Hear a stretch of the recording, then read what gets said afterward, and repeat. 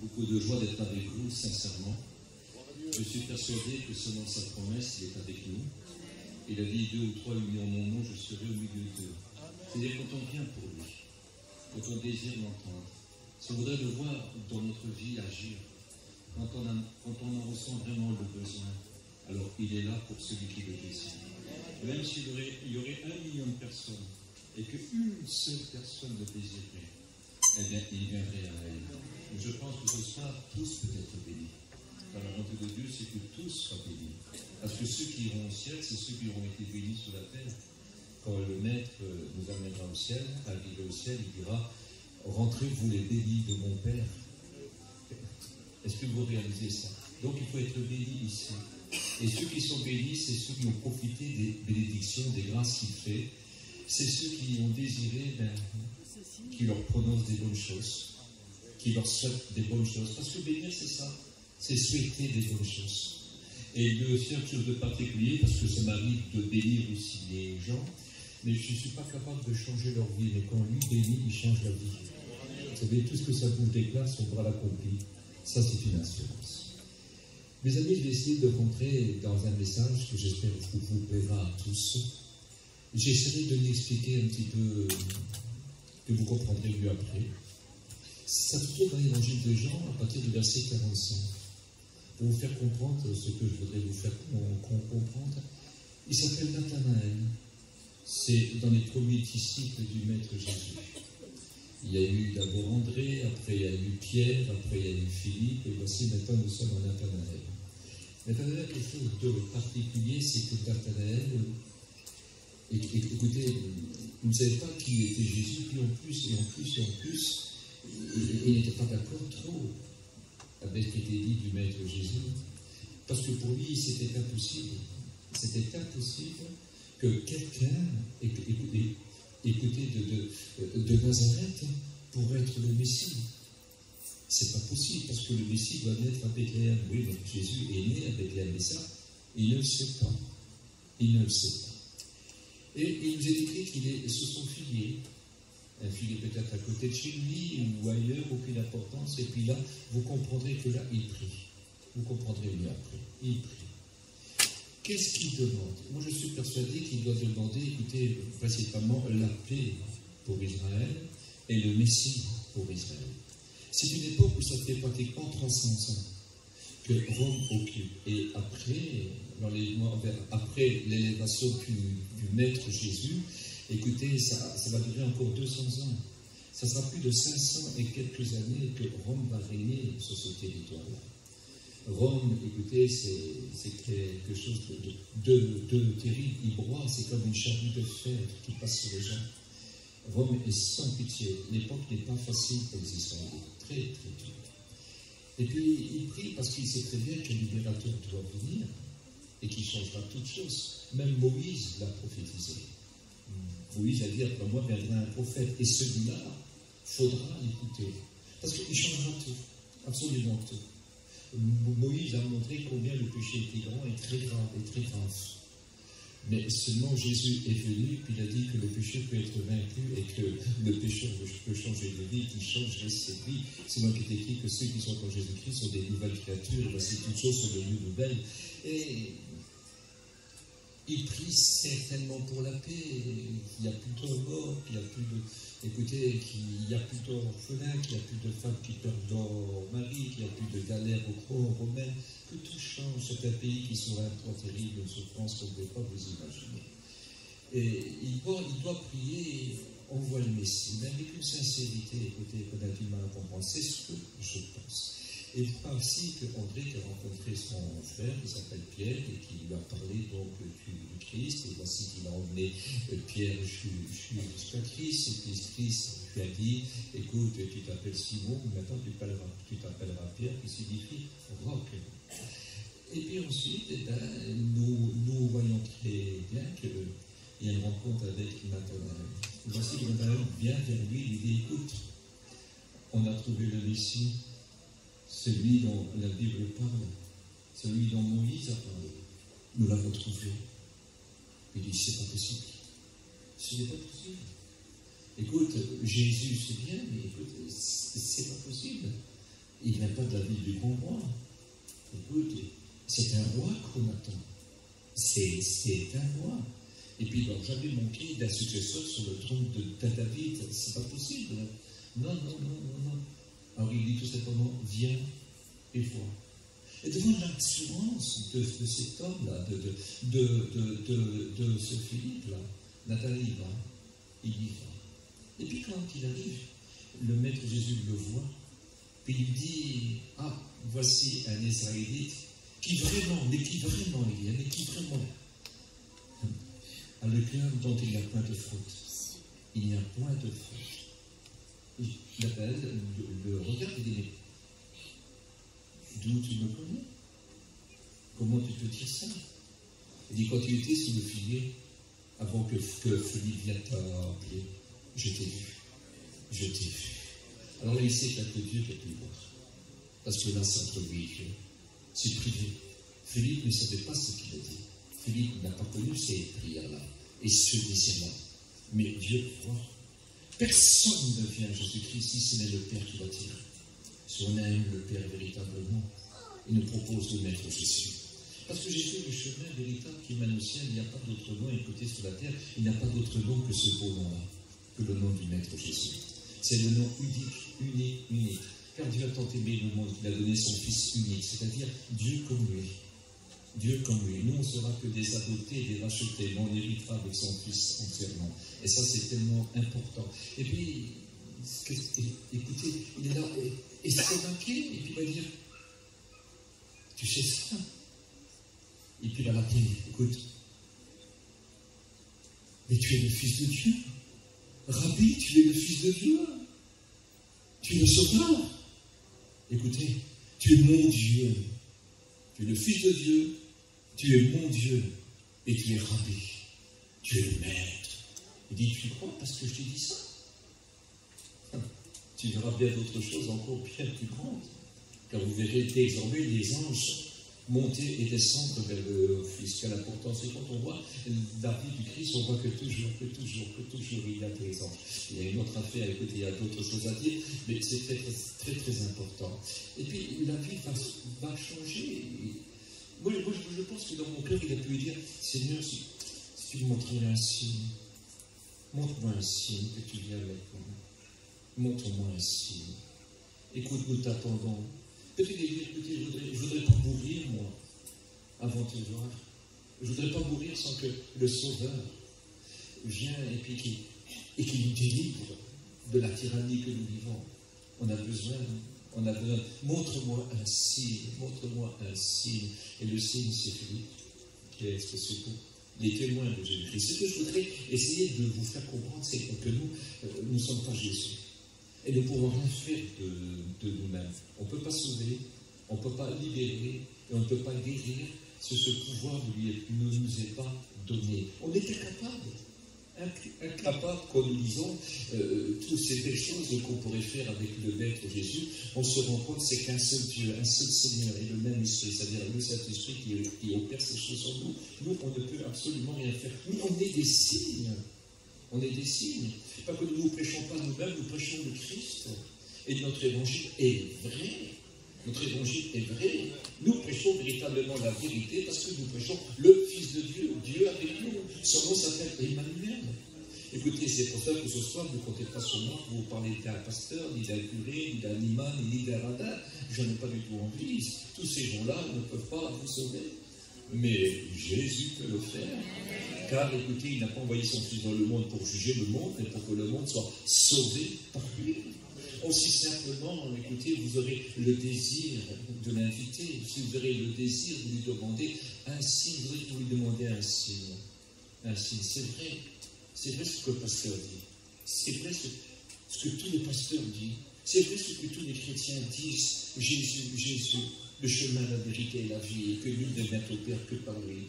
Écoutez, on peut désirer le Père, mais le chemin qui y mène, c'est Jésus-Christ. La porte qui ouvre la porte du ciel, c'est Jésus-Christ. Celui qui nous amène au Père, c'est Jésus-Christ. Écoutez, celui qui a donné sa vie, qui est mort sur le bois de la croix, vous savez bien, on n'a pas besoin d'y expliquer, vous connaissez la croix où ce juste saint a donné sa vie pour nous. C'est-à-dire qu'il s'est fait pécher pour nous, il a payé pour nos péchés, il a vaincu notre enfer, il a fermé la porte de notre enfer si nous désirons, et comme il est le chemin et la porte du ciel, il nous amène jusqu'à la porte et il nous fait rentrer en disant, vous les bénis de mon Père, prenez possession du royaume, vous avez été préparés dès la fondation du monde. C'est merveilleux ça, c'est une bonne nouvelle. Écoutez, c'est une bonne nouvelle. L'homme ne peut rien faire. Il dit, sans moi, vous ne pouvez rien faire. Le texte original, c'est, sans moi, vous ne pouvez rien faire, vous qui êtes éloignés de moi. Car avec lui, on peut faire beaucoup de choses. Énormément.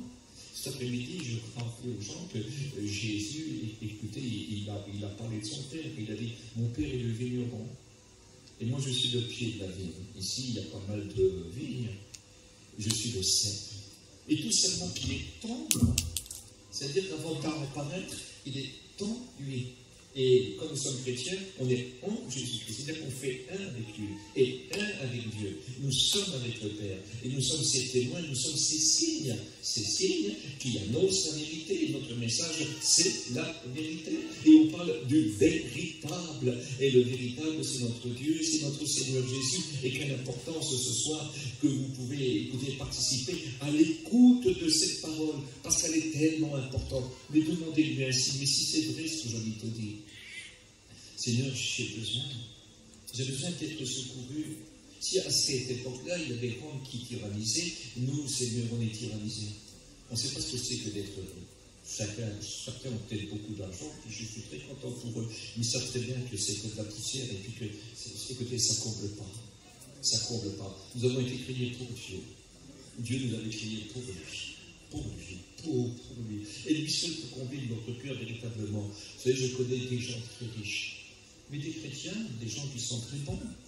Et puis, des fois, je vais les voir, et puis je parle avec eux, surtout avec des personnes qui sont pratiquement souvent en fin de vie, je parle avec eux.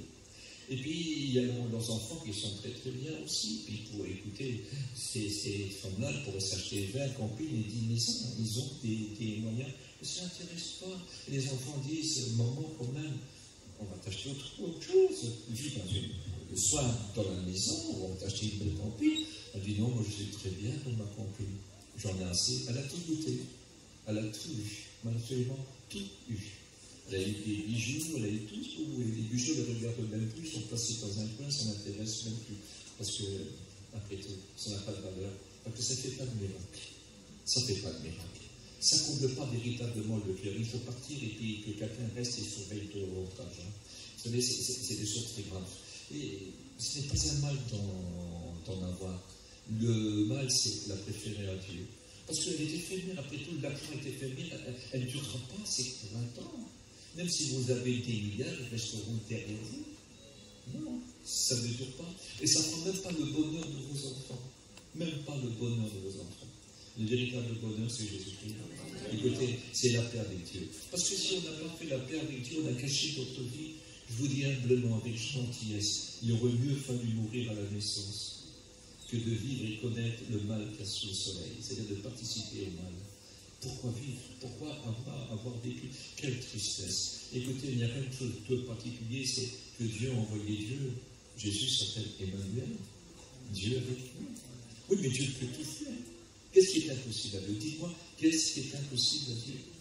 Il y a très longtemps, j'ai demandé un signe à Dieu. Et puis, il m'a exaucé. Et j'ai été guéri. Et j'ai été pilier. J'ai une vie comme tout le monde, elle ressemble à tout le monde, mais elle est conduite par Dieu, parce que cette faiblesse n'est pas au jeune homme à guider ses pas. Non, ce n'est pas à lui. Parce que vous savez, le jeune homme, ce n'est pas un petit adolescent, hein. C'est un homme jeune dans toute sa force, dans toute son intelligence.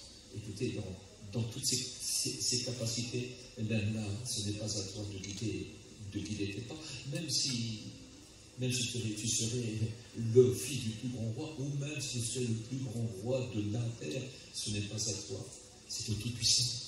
Écoute, un homme s'est mis à prier, puis il a dit, il possède tout, hein, il possède tout. Hein. Il dit, Seigneur, aide-moi à compter mes pas, c'est-à-dire ne pas faire n'importe quoi. Vous savez qu'il est écrit dans la parole de Dieu qu'avant que nous guérissions, il restait dans le psaume 139, il savait déjà tous les jours que nous vivrons. Alors qu'on n'existait pas. Avant qu'on n'existait pas. mais il faut laisser faire tous les jours que nous vivrons, parce que Dieu sait tout. Dieu sait tout. Les temps, il ne les traverse pas. Il est le temps, il les contrôle. Il est dans tous les temps en même temps. Il connaissait tous les pas que nous ferons avant que nous ayons fait seulement un pas. La parole n'est pas encore sur nos lèvres. Déjà, il savait notre prière. Il connaissait la prière de Nathanaël avant que Nathanaël le prie. Est-ce que vous réalisez ça? Dieu sait tout, absolument tout, tout, tout. Il a vu nos mauvais jours, il a vu nos mauvaises actions, il a vu toutes ces choses-là. Mais il nous a pas haïs. Il préparait un sauveur pour nous. Et écrit auprès de toi la source de la vie. Cette source s'appelle Jésus-Christ. Et puis il l'a envoyé, puis il est venu véritablement, il est venu pour donner sa vie pour nous. C'est fait péché pour nous, il a pris tous nos fautes, je vous le promets. Écoutez, il a pris toutes nos fautes, toutes nos fautes. Il a mis tous les péchés de l'humanité sur son Fils, surtout les péchés de ceux qui désirent être sauvés par le Fils. Alors écoutez, il est mort pour nos péchés, mais il est ressuscité pour être notre avocat. Ressuscité, écoutez, pour notre justification. Il est monté au ciel, il intercède pour nous. Quand tu pêches, quand tu es malheureux, quand tu as besoin de son secours, quand le péché te fait mal, quand tu as marre de ce péché-là, quand il te dérange, quand il te remplit de peine et de tristesse et tu demandes à Dieu pardon, pardon, pardon. Alors écoute, il y a quelqu'un qui a payé, quelqu'un que Dieu a envoyé, qui a souffert, qui est appelé l'homme de douleur, habitué à la souffrance. Écoutez, une agonie qu'on a du mal à réaliser, mais je ne peux pas vous expliquer, ça serait beaucoup trop long. Mais l'important, c'est de savoir qu'il a pris nos fautes. Et puis, il est mort pour nos péchés, pour tous tes péchés, pour les grands comme pour les petits. De toute façon, un tout petit, même en enfer, ce n'est pas purifié. Ce n'est pas lavé par le sang précieux du Maître Jésus. Un tout petit. Le dernier, le tout petit, le plus petit, sous l'âme, l'esprit et le corps. Il a besoin d'être pardonné. Qu'il soit pécheur à 1% ou à 1000%, c'est exactement pareil. La seule petite goutte du Maître Jésus aurait le pouvoir de pardonner la terre entière, de laver la terre entière. Et je vais vous dire une chose, ce sang-là, il n'a pas perdu, vous savez, il est toujours là. Il le montre constamment à son Père. Il est comme un agneau immolé devant son Père. Il disait, Apocalypse chapitre 5, comme un agneau immolé, c'est-à-dire ensanglanté. Un agneau qu'on a égorgé, qu'on a fait mal, il présente le sang de cette façon-là. Et vous savez, quand Dieu demande à Dieu pardon pour vous, Dieu pardonne toujours. Il est écrit qu'il prendra de nos péchés, les jettera loin derrière lui, il ne s'en souviendra plus. Eh bien, c'est ce que le Seigneur peut faire. Il peut te dire, tes péchés, je te pardonne, mais tu sais, je m'en souviens plus. Ça t'est passé. Il est écrit dans les livres de l'Apocalypse, chapitre 1 et verset 5, à celui qui est mort et qui nous a délivrés du péché par son sang. Qu'est-ce que c'est beau, qu'est-ce que c'est beau. Demandez-lui un signe. Tu dis, Seigneur, tu peux faire ça pour moi? Mais je veux alors. Montre-moi un signe. C'est vrai ce qu'il dit. Je voudrais m'en sortir. Alors je ne sais pas ce que tu vas lui demander. Tu peux lui demander l'impossible. Ce qui est le plus grand. Ne demande pas à Dieu des petites choses. Les petites choses, tu peux les faire, toi. Mais les grandes choses, tu ne sais pas les faire. Parce qu'il faut des miracles. Et même parfois, dans certaines petites choses, pour certains, il faut un miracle. Et je vous en supplie, demandez un miracle. Dieu ne fait que des miracles. Ce que ça bouge et plein, son bras l'accomplit. Rien ne lui résiste. Rien ne lui résiste. Et il dit un mot, et voici, tout est changé. Il appelle ce qui n'existe pas, et ce qui n'existe pas apparaît. Puis il donne des noms à ces choses-là. C'est les noms et les choses que tu as besoin. Que tu as besoin dans ta vie. N'oublie pas que Jésus signifie Emmanuel, Dieu avec nous. Tout est possible à Dieu. Tout est possible à Dieu. Il y a dans le livre de Jean chapitre 2, juste en dessous, il nous est parlé des noces qui eut à Cana. Et puis toute la famille elle était invitée, mais Jésus aussi. Comme c'est bien d'inviter Jésus. Écoutez, qu'est-ce que c'est bien d'inviter Jésus? Et puis avec tout ce qu'il est ici, il fut invité. Et puis voici que Jésus est venu. Il est venu un petit peu en retard. Vous savez, quand il vient en retard, c'est quand on a besoin de lui. Écoutez, quand on commence à désirer un miracle. Quand on est un petit peu dans la solitude et puis que tout va très très mal, c'est là qu'on le voit, parce que c'est souvent là qu'on est sensible. Et puis je remarquais ce petit jeune couple qui vient de se marier, il manque du vin. Il manque du plus belle. Vous savez, à cette époque-là, il y avait une particularité, c'est que bien sûr, il y avait des invités, mais il y avait des gens qu'on n'avait pas besoin d'inviter, des gens qui venaient, ils étaient aussi des bienvenus. Et on fait exactement pareil, nous, hein. Vous avez vu, quand on fait un mariage, il y a des gens qu'on ne connaît pas, mais ils viennent. Alors on les reçoit bien, non? Et puis Jésus aussi. Il ne met pas dehors celui qui vient à lui. Parce que c'était une noce que le Seigneur va commencer à faire quelque chose pour cette noce-là. Parce qu'il y a un manque, Alors, imaginez la honte. Il n'est pas dit qu'ils vont se lever les gens, non. Mais imaginez la honte. La honte. Les gens sont là et il n'y a rien à offrir. Il n'y a pas assez. Vous savez que la noce pouvait durer longtemps. Des fois, elle durait plusieurs jours. Je vous promets, c'était comme ça quand ça pouvait durer longtemps. Alors il manquait. Et ça, c'était pour eux une honte. Une honte. Et vous voyez quelque chose d'extraordinaire. La plus grande honte, ça serait quoi? Que Jésus n'est pas là. Quand Jésus n'est pas là, la Bible dit nous vivons dans la honte. Je vous promets que c'est vrai, c'est pas moi qui le dis, c'est la vérité. Nous vivons dans la honte. Parce qu'on manque de quelque chose de particulier. On manque d'être béni par Dieu. Bien sûr, on peut chercher quelque chose, notre intelligence peut faire certaines choses, mais elle ne peut pas combler, elle ne peut pas rassasier. Et c'est jamais le meilleur. Le meilleur, c'est quand c'est Jésus qui donne. Je recommence. Si tu veux le meilleur, si tu veux connaître le meilleur, invite Jésus. Dis-lui de venir chez toi. Parce qu'il peut tout faire pour l'âme. Il peut tout faire pour ton esprit. Et il peut tout faire pour ton corps. Il n'y a rien qui ne peut rien faire. Est-ce que tu réalises ça? Parce que je ne prépare une religion. La religion ne sauve pas.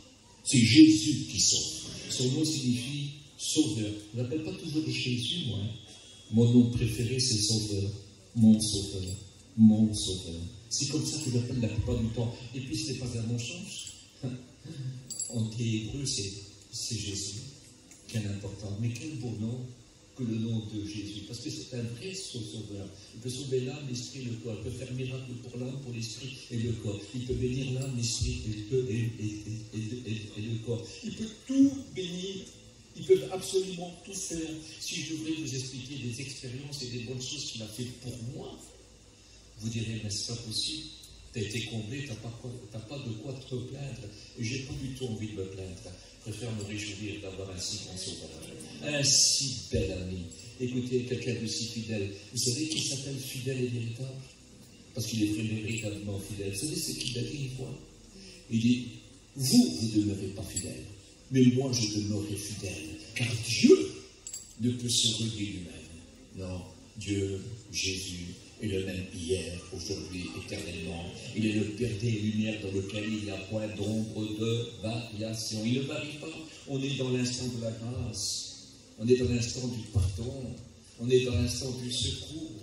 On est dans l'instant du miracle, de la participation de Dieu avec nous. Quelle importance, quelle importance. Voici ce que Dieu voudrait faire. Alors, ils l'ont invité, mais il manque du vin. On ne va pas rentrer dans tous les détails, ça serait beaucoup trop long. Et puis, c'est embêtant. C'est embêtant. Et puis, la mère de Jésus lui dit, ils n'ont plus de vin. Ils n'ont plus de vin. Et puis, il lui dit, qu'il y a-t-il entre moi et toi? Enfin, mon heure n'est pas venue encore. Mais elle dit non. Mais elle le connaît. Elle connaît son regard. Elle connaît sa façon de faire. C'est pas elle qui doit le diriger. C'est sûr et certain. Lui, il fait tout ce que son père lui dit et il fait tout ce que son père lui montre. Il dit, tout ce que le père fait, je fais, et tout ce que le père me dit, je le fais. Est-ce que vous réalisez ça? Et puis, elle va dire, faites tout ce qu'il vous doit.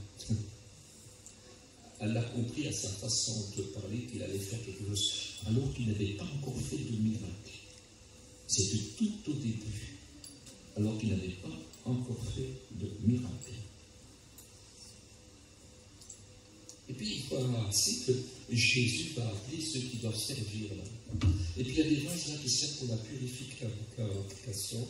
Il paraît qu'il y avait 2 ou 3 mesures dans ces vases-là, mais dans certains, il n'y en avait plus du tout, parce qu'ils étaient complètement vides, et il y en a qui restaient 2 à 3 mesures. Les vases de purification, quand les gens venaient, il fallait qu'avec, comment on peut appeler ça, un gros pied cyclone, comme ça, là, on prenait et on versait ça sur les pieds et sur les mains, parce qu'il y avait des toiles, il y avait surtout séreuses, on braillait.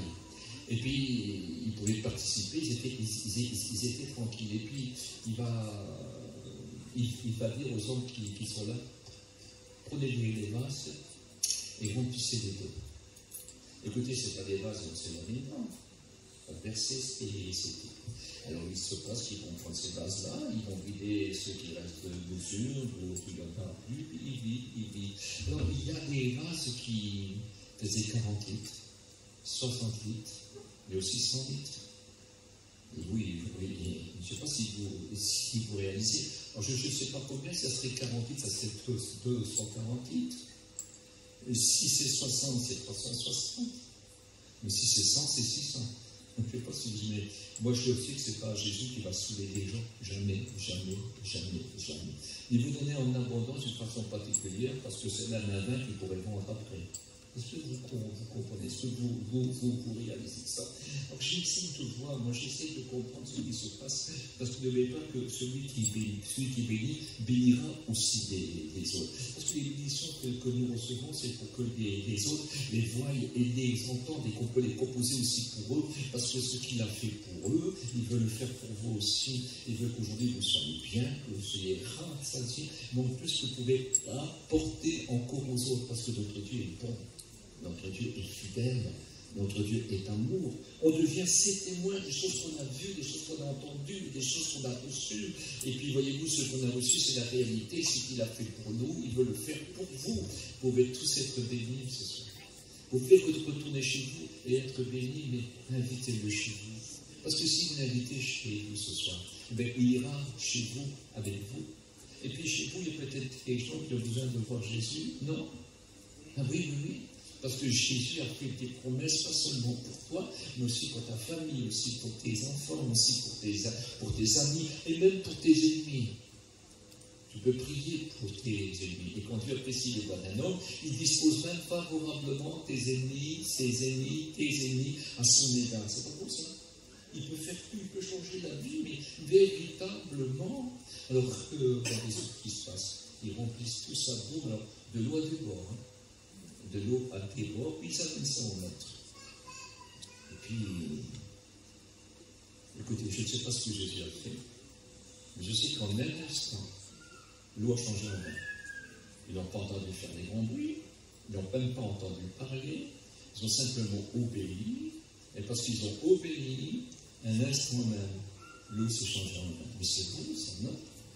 Mais qu'est-ce que c'est beau? Simplement, ils ont cru que c'était possible qu'ils fassent quelque chose. Comme c'est beau de croire, non? Écoutez, la foi n'est-elle pas l'espérance, écoutez, la manifestation des choses qu'on espère? La foi ne serait-elle pas la démonstration des choses que nous avons besoin, écoutez, dans notre vie? Et tout change en un instant. Qu'est-ce que c'est beau de croire? Et je sais que vous croyez. Mais entre croire et connaître, c'est deux choses différentes. Que vous connaissez que Jésus existe, qu'il est le sauveur du monde. Je rencontre des multitudes de gens dans le monde. Connaissez-vous Jésus? Oui. Oui, Jésus, c'est le Fils de Dieu. Et qu'est-ce qu'il a fait? Il est mort pour nos péchés. Ah oui. Tout le monde le sait. Mais faire rencontre avec lui, c'est apprendre à le connaître. Et puis écoutez, on peut croire, c'est ce qui est écrit, que le diable aussi croit que Jésus existe, que Dieu existe. Et il tremble. Il tremble. Mais nous n'avons pas à trembler. Jésus, c'est l'espérance. Jésus, c'est la pierre de Dieu. Jésus, c'est le pardon de nos fautes. Jésus, c'est le garant d'une nouvelle vie. Ceux qui ont Jésus-Christ sont des nouvelles créatures. Voici toutes choses sont devenues nouvelles. Ça, c'est le Maître Jésus. Et c'est ce que Jésus veut faire ce soir pour toi.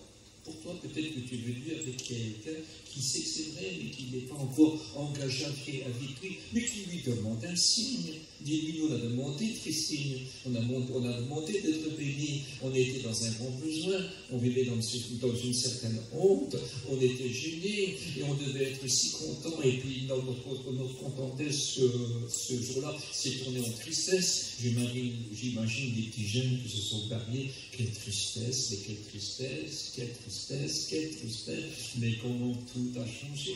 Et puis voici qu'ils ont emmené ce vin-là à l'ordinateur du repas, qui a goûté le vin, mais ça passe ce vin-là. On n'a jamais vu un vin comme ça. Mais qu'est-ce que c'est que ce vin-là? Bien sûr, il n'a pas poussé dans les vignes, c'est Jésus qui l'a créé. Quelle chose extraordinaire, mais quel miracle, mais quel vin! C'est pas un vin qui les a rendus fous, vous savez. C'est un vin qui a réjoui leur cœur, ils étaient heureux. Et puis ils ont dit, on ne comprend pas. Normalement, écoute, on donne le bon vin au début, puis à la fin, on donne le moins bon, mais toi, tu as gardé le meilleur pour la fin. Oui, parce que, écoute, le meilleur, c'est pour la fin. Écoutez, c'est quand on n'a pas le Maître Jésus, puis d'un coup, on le rencontre. C'est la fin. Et c'est là qu'on a le meilleur. Le besoin, tu en as besoin. Tu as besoin, écoute, de faire rencontre avec ce maître-là. Tu en as véritablement besoin. Et je vais dire quelque chose de beaucoup plus important. Mon frère et ma soeur, tu as besoin de le rencontrer. Oui. Il est possible que tu as été enterré des choses que tu as déterré des choses que tu avais enterrées et que tu as écrit la bonne part. La bonne part. Mais avec le temps, toi qui es debout, prends garde de ne pas tomber. Pour toi, Seigneur, tu n'as pas été ici, hein, mais ton cœur change. Mais plus pareil. Tu changes. Et ça se peut que parmi nous, il y en a, ou s'il n'y en a pas, tant mieux. Mais laissez-moi prêcher, s'il vous plaît. Je suis prêcheur. Et si, écoute, si tu n'as pas de stage, voilà, j'ai rencontré des gens comme ça. Et je leur ai dit, est-ce que tu es heureux? Est-ce que c'est mieux maintenant? Ils me disent non.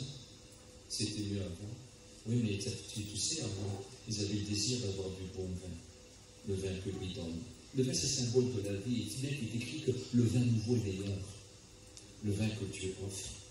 Le vin que Dieu te donne. C'est-à-dire, c'est la joie que Dieu donne. C'est le bonheur que Dieu donne. Écoutez, c'est ce qui rassasie, mais sans détruire, sans des du chaos et puis de la et des débauches. Il n'a rien à voir avec la vie de cette terre ici. Non, ça c'est autre chose. C'est les grâces de Dieu, c'est l'amour de Dieu, c'est la puissance de Dieu qui se manifeste pour vous aider. Oh oui, il a réservé le meilleur pour la fin. Écoutez, il dit qu'autrefois Dieu avait parlé par les prophètes, mais à la fin, Dieu a parlé par Jésus. Et ça, c'est ce qui compte. Jésus, connais-tu Jésus? Il y a quelques années de cela, j'ai fait faire une mission dans un endroit. J'étais immensément fatigué. Et je n'ai pas pu prêcher longtemps, mais je devais prêcher du jeudi jusqu'à dimanche. Et j'ai prêché que 10 minutes. Que 10 minutes. Oh, bien sûr, certaines personnes ont peut-être été déçues, mais simplement dire Jésus, Jésus, Jésus. Et j'ai répété souvent Jésus, Jésus, Jésus. Alors, Jésus, au départ de ta vie, quand tu deviens un adolescent, quand tu deviens un homme, quand tu te maries, quand tu as les soucis du travail, les soucis des enfants. Et puis, aussi Jésus quand tu es vieux, quand tu n'as plus de force. Et aussi Jésus quand tu vas mourir. Il te faut Jésus, si tu veux aller jusqu'au bout, si tu veux réussir ta vie, ta véritable vie. Si Jésus n'est pas ton guide, écoute, si ta main n'est pas dans sa main, tu sais ce qu'il est écrit, fais l'éternité des délices. Il te donnera ce que ton cœur désire. Qu'est-il écrit? Recommande ton sort à l'Éternel, mets en lui ta confiance. Et il agira. Écoute, il veut véritablement t'aider parce qu'il sait que tu ne peux rien faire sans lui. Écoutez, jamais il dira merci à qui que ce soit. Il récompense ceux qui veulent l'aimer et qui veulent rester fidèles. Il les récompense. Mais merci non. Il dit que tu n'as reçu. Écoutez, il nous dira jamais merci, mais que des récompenses, que des bénédictions, que des grâces. Il met lui-même dans nos mains ce que nous lui donnons. Écoutez, il nous inspire à le prier par le moyen de l'Esprit Saint. Alors nos prières ne sont pas toujours très compliquées, hein, mais si c'est fait avec un cœur comme Nathanaël, un cœur dans lequel il n'y a point de faute, quand on est juste, dans nos prières. Quand on sait reconnaître quand on ne vaut rien, quand on sait reconnaître qu'on est des misérables, quand on sait reconnaître qu'on a véritablement besoin de lui. Alors ça, c'est important. Et voyez-vous, ce soir, il faut simplement que tu reconnais au fond de ton cœur que tu as besoin de lui. Lui peut changer ta vie, qui que tu sois et quoi que tu aies fait. Sache que sur la croix, il a pensé à toi. Il y a une place aussi pour toi à la croix. Il a cité ton nom. Je te promets. Lui qui sait tout, il voudrait plus que jamais que tu fasses une rencontre avec lui. Parce que savoir Jésus, ça ne suffit pas. Mais si tu le connais, quelle belle vie. Il change véritablement la vie. J'ai écouté la prière tout à l'heure, il disait, nous passons de la mort à la vie, des ténèbres à la lumière et de la puissance du diable à celle de Dieu. Oui, c'est vrai. Oui, c'est vrai. La vie change. Moi, depuis 1972, ma vie a changé. Ça fait 52 ans. Ça fait 51 ans que je prêche ce merveilleux évangile. Depuis 51 ans. Et j'aime ces petites histoires de la vie, mais qu'est-ce que je les aime? Elles sont tellement belles. C'est par ces moyens-là qu'on connaît le Maître Jésus. Oui, c'est Jésus qui est venu à nous. Et si maintenant nous vivons, eh bien nous vivons pour celui qui nous a aimé le premier et qui s'est livré lui-même pour nous. Et puis moi, je ne sais pas combien de temps il me reste à vivre, peut-être 50 ans, aucune importance, mais tout ce que je sais, je vivrai pour lui. Jusqu'au bout. Parce qu'il ne m'a jamais déçu. Et puis il ne m'a non plus jamais abandonné. Il m'a même donné au-delà de ce que je pense mériter et au-delà de ce que je peux penser. Vous savez ce qui est écrit dans la parole de Dieu? Écoutez, on peut lui faire tout connaître. Il peut nous donner ce qu'on a besoin. Mais bien plus, il peut nous donner ce que nous ne pouvons pas penser. Tellement que c'est grand, c'est qu'il est capable de donner. Il bénit au-delà de tout ce que je pensais. Écoutez, vraiment, avec lui on est fort. Il écrit que le juste croisse comme le palmier. Et quelque chose d'important quand nous sommes dans sa main, parce que le Maître Jésus dit, mon Père est plus grand que tous, et je vous ai mis dans la main de mon Père. Et nul ne pourra vous ravir de la main de mon Père. Et là, le sol est fertile. Vous savez que le palmier est quelque chose de particulier. Il a autant de racines que de hauteur. Il a autant de profondeur que de hauteur. Ça c'est fort. Alors il va plier, mais jamais se rendre. Et puis quand il plie, écoutez, c'est pour mieux se relever, parce que quand le chrétien se trouve devant le Maître Jésus, au moment des épreuves, il nous redresse toujours. Il vient toujours écouter. Il est vivant. Il donne ce qu'il leur donne. Il donne ce qu'il leur donne. Ce soir, je n'ai pas d'ordre à vous donner. Je ne vais pas vous dire, fais pas ça, mais tu n'es pas capable de t'en sortir. Mais viens à lui. Notre capacité vient de lui. Il avait un homme extraordinaire. On appelait Winston Taylor. Et puis, cet homme a fait un réveil merveilleux en Chine. Mais voilà, comme tout le monde, il a passé des jours qui étaient très très difficiles. Il était devenu vieux, il a connu des deuils et tout ce que vous voulez. Et puis, un jour, il est dans une salle, il est à la retraite, il est en Angleterre. Et voici qu'après la réunion, un chrétien s'approche de lui, lui dit, pasteur, comment avez-vous fait? Il ne s'était pas plaint, mais sa vie, tout le monde la connaissait. Il dit, comment avez-vous fait pour faire un si grand réveil avec tant d'épreuves? Et il a répondu après un instant d'hésitation, parce qu'il s'est choisi un faible pour le fortifier et un incapable pour le rendre capable. Nous sommes des faibles, nous sommes des incapables. Et ce que nous savons faire, c'est lui qui le fait avec nous. Et si on le fait avec fidélité, ensuite il nous récompensera. Mais des merci, non. On se gagne des récompenses. C'est merveilleux. Et n'oubliez jamais qu'il nous prépare à quelque chose de tellement beau. Je vais m'arrêter simplement sur une petite histoire. Si vous voulez, ce n'est pas une histoire de chose publique, mais certains ne connaissent peut-être pas ça. Vous savez qu'en Israël, le mariage était un petit peu spécial. C'est que le père ou la mère, si le père était mort, ou une tante, ou n'importe quoi, ou un frère, écoutez, avait trouvé le père de la femme, de la fiancée qui désirait, puis il demandait. Après des tractations, et puis tout ce que vous voulez, des mariages, c'était un peu spécial aussi. Et puis, voilà, c'était accepté. Et puis nous, c'est une autre chose. Le Père a présenté son Fils sur la croix. Il a dit, quand je serai élevé, j'attirerai tous les enfants. C'est sur la croix, ensanglanté, sans beauté, donner sa beauté, sans éclat, pour qu'on a un éclat de Dieu. C'est une autre affaire pour que Dieu devienne notre Père aussi. Et essayez d'imaginer, il nous a demandé là. Et puis la dot a été chère. Écoutez, plus cher qu'on prendrait 1 milliard de terres comme nous, là, qu'il y a sur cette terre, 1 milliard comme c'est le plus en or, c'est diamant, c'est quelque chose, tout ce que vous voulez. Ça n'a pas plus de valeur que les pierres dans la rivière.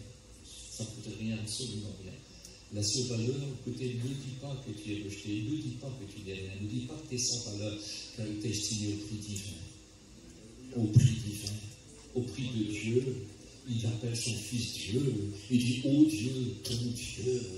Il appelle Seigneur, il dit, Seigneur, ton commencement, tu créas les cieux et la terre. Je ne sais pas si vous imaginez, vous allez lire Hébreux 8, jusqu'au verset 10. Vous verrez Hébreux 1, verset 8 à 10. Et vous réalisez qui est ce maître Jésus, l'importance. Et puis, vous allez être estimé au prix de son fils bien-aimé. Voici mon fils bien-aimé, en qui j'ai mis tout mon amour. Écoutez-le. Je ne sais pas si vous imaginez, qu'est-ce que ça veut dire, mon fils bien-aimé, je ne peux pas l'aimer plus. Je l'aime. Plus que moi-même, il aime. Écoutez, c'est un père qui offre son fils, c'est encore plus grand qu'un père qui se donne pour épargner son fils. Il a offert son fils. Oui, mais il a ressuscité son fils. Il a ressuscité son fils. Et son fils est Seigneur de gloire. Écoutez, il a suprêmement élevé, il a donné le nom le plus grand qui soit, dans le ciel comme sur la terre, comme en dessous. Et afin que tout le monde reconnaisse, dans le ciel comme sur la terre et en dessous, que Dieu a établi son Fils, Seigneur de gloire. C'est marqué. Je crois que c'est marqué dans Philippiens 2, de 9 à 11. Quelle importance, quelle importance. Écoutez, il a offert son Fils. Son Fils est mort pour nous et il est ressuscité. Et voyez-vous, quand il y avait donc un mariage qui était promis, il fallait que le Fils se retourne chez lui. Souvent, ça durait 1 an. Et qu'il doit, soit qu'il fait une maison, soit qu'il agrandit la maison de son père, aucune importance. Et au moment qu'il s'y attend pas, quand les choses sont prêtes, c'est le père qui dit, va chercher ta fiancée. Puis quand elle vient, ça sera l'épouse. Et c'est quelque chose de divin, c'est quelque chose de pur, c'est quelque chose d'effectivement qu'on ne peut pas imaginer. Parce que, écoutez, la plus belle union qu'on peut faire, c'est une union d'un couple vrai. D'un couple qui s'aime véritablement. Là où c'est pas une union comme ça, comme nous trouvons sous la terre. Non, c'est une intimité, c'est une communion avec Dieu. C'est quelque chose de tellement grand. Vous savez qu'il est écrit que dans le ciel, il n'y a pas de temple, mais Dieu et Jésus est le temple. Et puis, nous sommes des colonnes dans le temple, comme si Dieu est comme ça. Quelle intimité, non? Quelle intimité. On ne se quitte plus. Vous savez ce qu'il dit, le maître, comme j'ai vaincu, je me suis assis avec mon Père sur son trône. Celui qui vaincra sera aussi avec moi sur mon trône. Il faudra qu'il donne l'image d'une épouse. Est-ce que vous comprenez? Et qui donne l'image d'une fiancée. Mais c'est beaucoup plus grand, c'est beaucoup plus grand, c'est quelque chose de tellement beau, c'est tellement pur. Dans le ciel, on ne sera jamais Dieu, mais écoutez, on aura une vie de Dieu. Tout ce que Dieu a est pour nous. Au ciel, on ne prie pas.